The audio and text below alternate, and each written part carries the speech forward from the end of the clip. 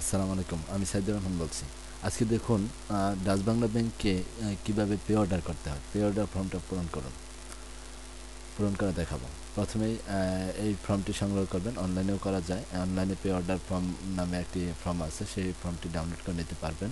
তো প্রথমে ব্রাঞ্চ, আপনি কোন ব্রাঞ্চ থেকে এবং তারিখ লিখে দিবেন। হ্যাঁ, পে অর্ডারটা কিসে করবেন? নগদে, ক্যাশে নাকি চেকে, অথবা আপনার অ্যাকাউন্ট থেকে উইথড্র করে?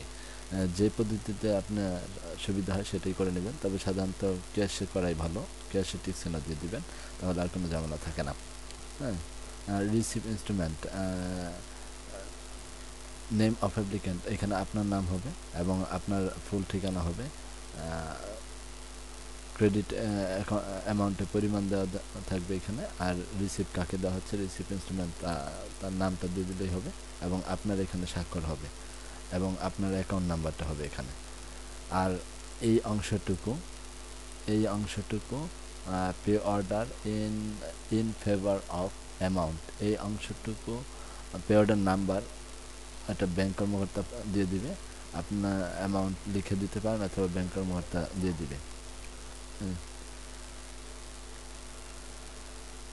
আর এইখানে টাকার পরিমাণটা ইংরেজিতে ওয়ার্ডে লিখে দিবেন, আর এই স্বাক্ষরগুলি ব্যাংক কর্মকর্তা দিবে, কিন্তু আপনার এখানে কোনো স্বাক্ষর নেই। এটা এই পেজটি, পে অর্ডারের ফর্মটি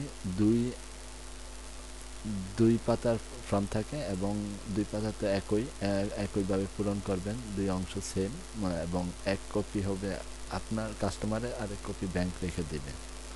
আচ্ছা, আপনার আর কিছু করতে হবে না। ধন্যবাদ।